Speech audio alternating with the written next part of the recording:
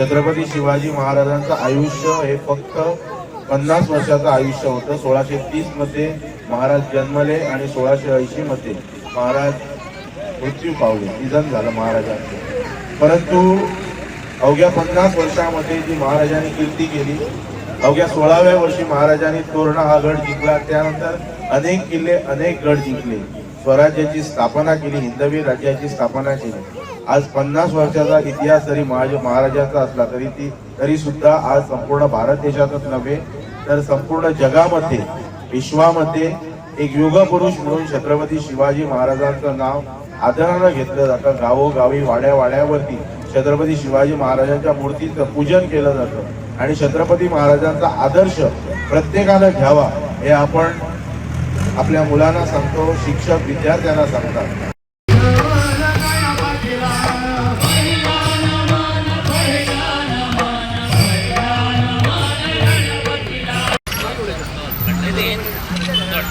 गणपतीला पहिला नमन पहिला नमन पहिला नमन गणपतीला पहिला नमन पहिला नमन पहिला नमन गणपतीला